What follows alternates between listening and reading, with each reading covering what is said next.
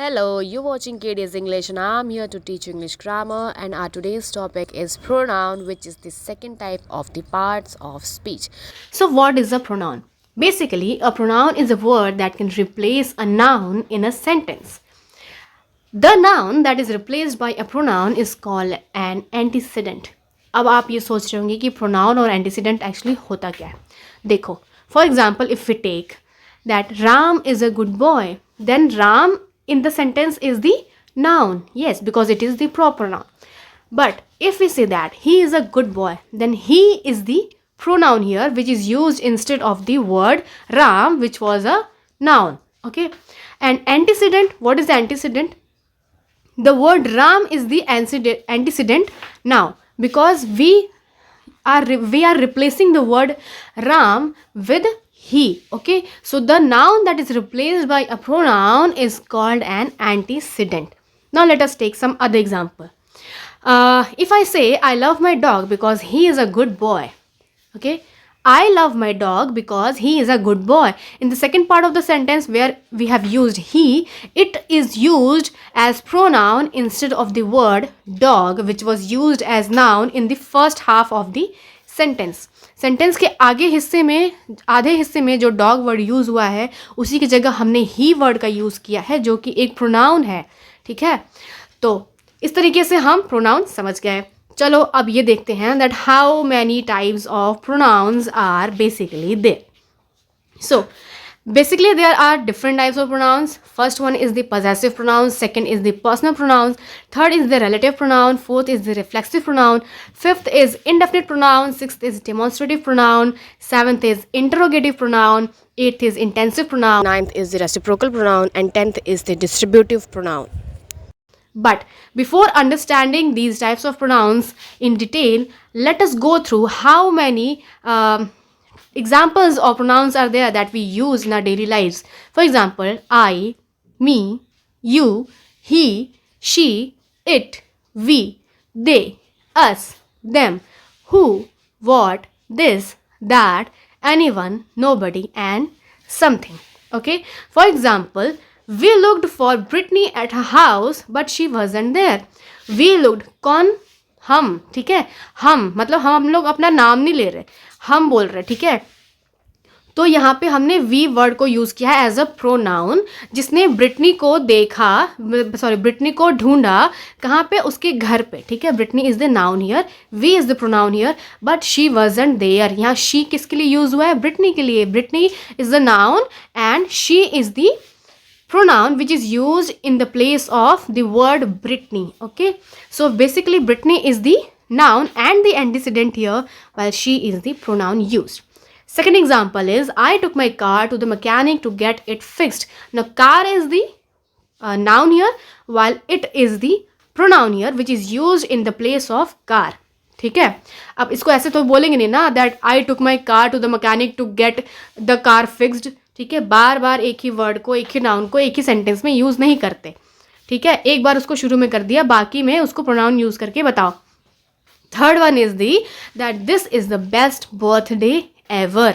This is the best birthday ever, मतलब ये मेरा सबसे अच्छा बर्थडे रहा है. ठीक है, तो यहाँ पे दिस क्या है? दिस इज दी, दिस यानी दिस जो वर्ड है it is the pronoun used here. Okay, someone donated $500 to our charity. Someone यहाँ पे कौन है? Someone. ठीक है, अब इस तरीके से हम आगे जाके समझेंगे जब when we will study the types of pronouns, तो वहाँ हम समझेंगे कि this और someone ये सब कैसे pronoun यूज होते हैं. ठीक है, okay. Andy thinks that munis goes well with anything. Andy कौन है? यहाँ पे कोई लड़का लड़की, I don't know what is ये इंग्लिश नेम है. ठीक है, so Andy thinks that munis goes well with anything. Andy जो है वो सोचता है या सोचती है दैट म्यूनीज जो है वो किसी भी चीज़ के साथ मतलब चल खाया जा सकता है. ठीक है, तो यहाँ पे क्या है कि कोई भी चीज़ है ना, तो यहाँ पे क्या है जो हमें अननोन हो, पता ना हो, तो ऐसे वर्ड्स भी हम प्रोनाउन के तौर पे यूज़ करते हैं. Now let us come back to the types of pronoun. Let us discuss possessive pronoun at first. What is a possessive pronoun? Basically, a possessive pronoun is a pronoun that expresses possession, ownership origin, relationship, etc. Okay, for example, mine, yours, his, hers, ours, theirs. यहाँ पे क्या होता है ना, जैसे एक हिंदी में हम इसको अगर हिंट के तौर पर समझे तो तेरा मेरा, ये इनका है, ये वो उनका है, वो मेरा है, ये तेरा है, ठीक है, ये तुम्हारा है, हमारा है. तो यहाँ पे ये जो वर्ड्स यूज होते हैं they are called as possessive pronouns. Let us understand it with some examples in sentences. That toy on the shelf is mine, मतलब कि उस शेल्फ पे जो टॉय रखा हुआ है वो मेरा है. ठीक है, मेरा है, मेरा. सो मेरा is the, that is mine is the pronoun used here which is the possessive pronoun. All of the houses in our neighborhood look the same, but ours is the only one with a satellite dish.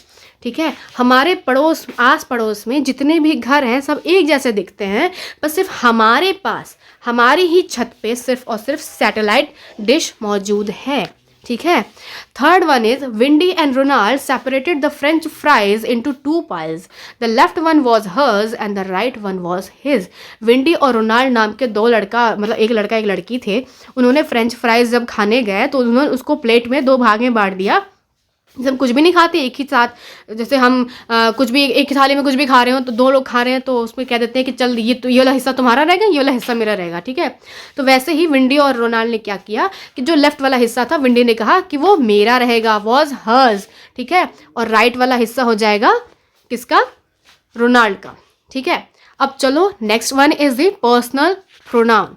What is a personal pronoun? Basically, personal pronouns that we are the pronouns that we use to refer to people and sometimes animal. ये कभी कभी हम लोगों के लिए, कभी कभी animals के लिए भी यूज़ करते हैं. ठीक है, और इनका यूज़ जो है the pronounce it, they and them can also apply two objects. और इनमें से कुछ ऐसे प्रोनाउंस होते हैं जैसे कि इट हो गया, दे हो गया, देम हो गया. ये क्या होते हैं, ये कुछ ऑब्जेक्ट्स के लिए भी अप्लाई होते हैं, यानी नॉन लिविंग थिंग के लिए भी अप्लाई होते हैं. Let us take the examples of personal pronouns, that is I, you, she, he, it, we, they, me, us, them. These are the examples of personal pronoun. Let us take some sentences. I am afraid of mice. कौन afraid है? I. ठीक है, मैं. I am afraid of mice. The toaster gets really hot when it heats bread. ठीक है, toaster जो है वो बहुत ही हॉट हो जाता है जब वो ब्रेड को हीट करता है. कौन, टोस्टर. इट जो है वो टोस्टर के लिए यूज़ किया गया है यहाँ पे. My cats are friendly so you can safely pet them. मेरी कैट्स जो है इतनी फ्रेंडली है कि किसी की, मतलब कैट्स मतलब बिल्लियाँ, ठीक है, वो इतनी फ्रेंडली है कि किसी के साथ भी सेफली रह सकती हैं और तुम उनको सेफली पेट कर सकते हो, यानी पाल सकते हो, तुम्हें कोई नुकसान नहीं पहुँचाएंगी, वो बहुत ही अच्छी हैं. ठीक है, they are not going to harm you. So I hope you have understood personal pronouns. Now let us come to relative pronouns. What are the relative pronouns?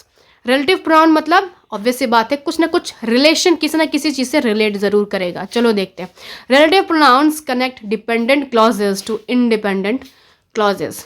ठीक है, क्लॉज के ऊपर एक नया वीडियो बना देंगे, उसको बाद में देख लेना क्लॉजेस क्या होते हैं. Basically clauses are the part of the sentences. Sentences आप समझते हो फुल स्टॉप पे जाके एंड हो जाता है. ठीक है, तो क्लॉजेस क्या होते हैं, वो भी एक सेंटेंस ही होते हैं पर इन शॉर्ट होते हैं. ठीक है, now let us understand relative pronoun with some examples. Who, who, which, what, that. ठीक है, कौन है ना, हु मतलब कौन, हु मतलब किसका, विच मतलब कौन सा, व्हाट मतलब क्या, दैट मतलब वो.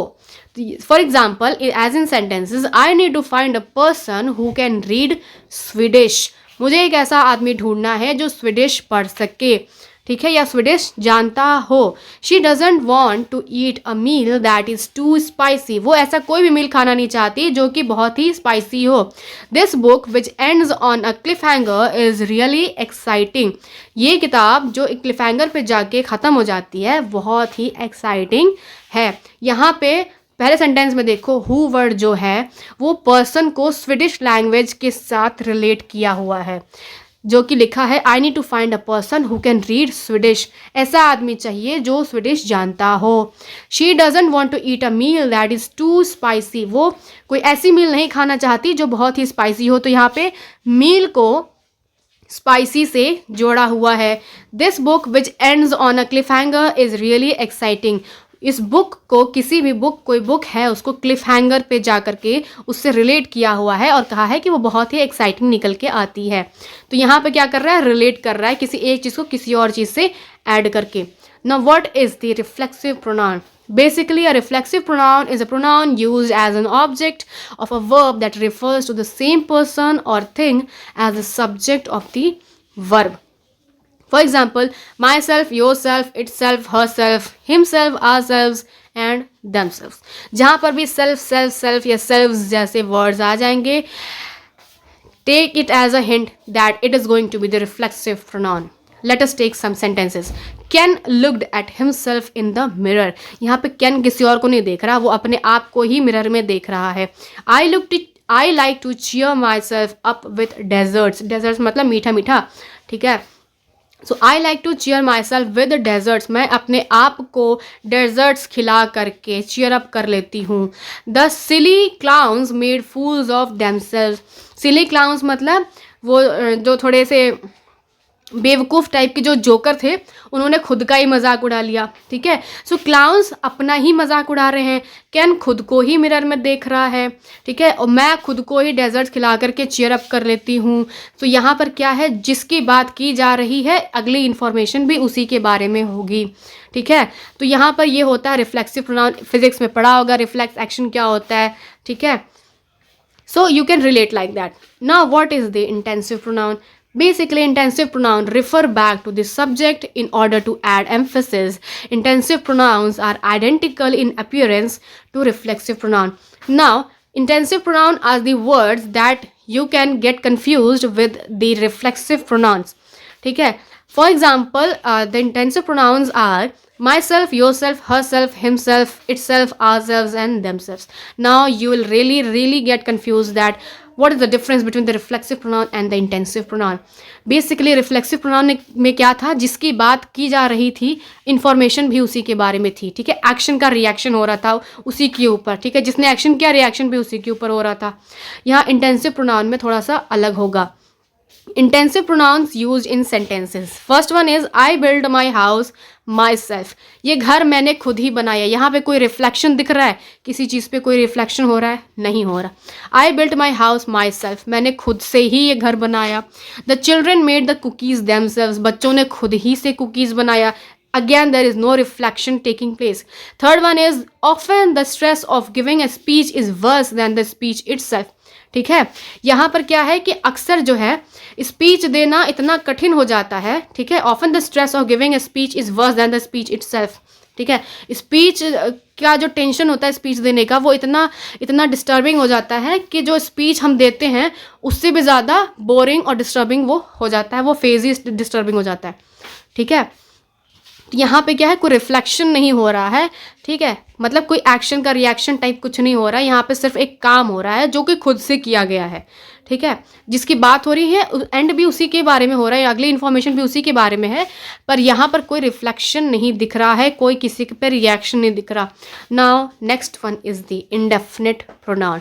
What is an indefinite pronoun? Indefinite मतलब जो डेफिनेट ना हो, ठीक है. जैसे कि an indefinite pronoun is a pronoun that doesn't specifically identify who or what it is referring to.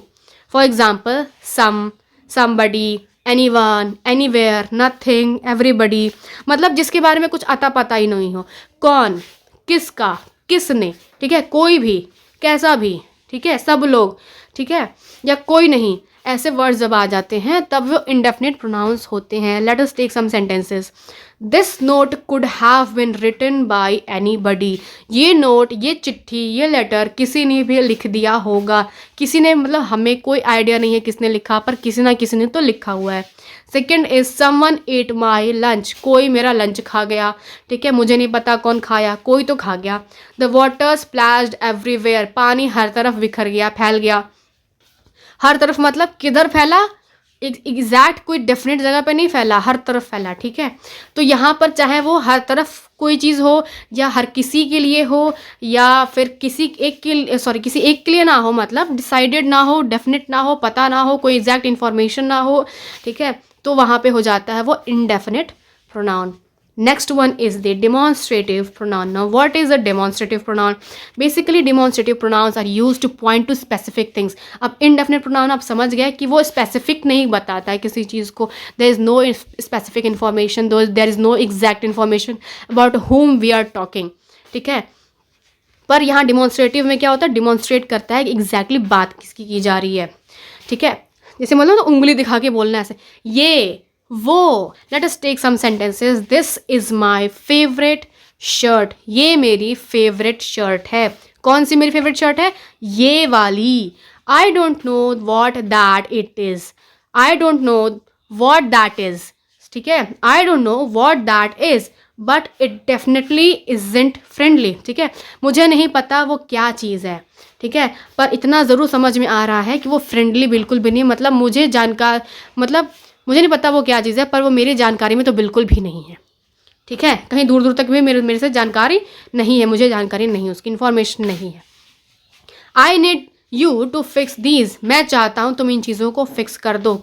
ठीक है, किन चीज़ों को? इन चीज़ों को स्पेसिफिकली बता करके किया जाए कि इन चीज़ों तुमने जैसे बोल सकते हैं I need you to fix these toys. तुमने टॉयज़ तोड़ दिए हैं, तुम इनको फिक्स करो. ठीक है, तो यहाँ पे क्या कर रहा है कि स्पेसिफाई कर रहा है, जो कि हमारा होगा इंडेफिनिट प्रोनाउन का अपोजिट एक तरीके से. Next one is the interrogative pronoun. Interrogative sentences आपने पहले से पढ़ रखे. इंट्रोगेशन मतलब सवाल जवाब, पुलिस जैसे चोर से करती है सवाल जवाब, वैसे ही इंट्रोगेट करना मतलब interrogative pronouns. So basically interrogative pronouns are used to ask questions about unknown people और थिंग्स. जिसकी जानकारी नहीं रहेगी उसी के सवाल पूछेगी ना. ठीक है, चाहे वो किसी इंसान के बारे में सवाल पूछे या किसी चीज़ के बारे में पूछे. ठीक है, for example who, whom, what, which, whose. ठीक है, let us take some sentences. Who wrote this letter. ये लेटर किसने लिखा, यानी किसने लिखा. ठीक है, सवाल पूछा जा रहा है, लेटर लिखा हुआ है पर लिखा किसने. ठीक है, क्वेश्चन पूछा जा रहा है यहाँ पे. ठीक है, और what is an amphibian. Amphibian क्या होते हैं. Which is the correct answer. सही आंसर कौन सा है. तो यहाँ पर आपसे क्वेश्चंस पूछा जाएगा, बताया नहीं जाएगा कुछ भी, सिर्फ सवाल किया जाएगा. Okay, next one is the reciprocal pronouns. Now what are reciprocal pronouns? Basically reciprocal pronouns express mutual relationships or actions. Mutual मतलब सहमति से, एक साथ. ठीक है, जैसे कि each other, one another. Let us take some example through sentences. My sister and I love each other. मैं और मेरी बहन एक दूसरे से बहुत प्यार करते हैं. The members of the team support one another. Team के members एक दूसरे को सपोर्ट करते हैं. The two fishermen love to compete with each other. दो मछुआरे एक दूसरे से कंपटीशन करना पसंद करते हैं. ठीक है, एक दूसरे के लिए. ठीक है, एक दूसरे के साथ, ये सारे वर्ड जब आएंगे एक दूसरे करके, तो यहाँ पे क्या होगा, चाहे वो पॉजिटिव सेंस में हो चाहे नेगेटिव सेंस में. जैसे देखो यहाँ पे compete करने की बात कर दिया था कि कंपटीशन करते हैं दोनों एक दूसरे आपस में. वहाँ पे सपोर्ट करने की बात किया था, वहाँ लव करने की बात किया था. So reciprocal pronouns are basically each other, one another. इस तरीके से वो हम यूज़ करते हैं. ठीक है, now the next one is the end the final one is the distributive pronoun. Distribution किस में करोगे, एक से ज़्यादा लोग होंगे तभी तो करोगे ना, बांटोगे. ठीक है, बांटना उसी को तो कहते हैं, एक लोग को तो देना कहते हैं सिर्फ. ठीक है, so basically distributive pronouns refer to people, animals and objects as individuals within larger groups. ठीक है, लार्जर ग्रुप्स मतलब जब ज़्यादा लोग रहेंगे तभी डिस्ट्रीब्यूशन होगा.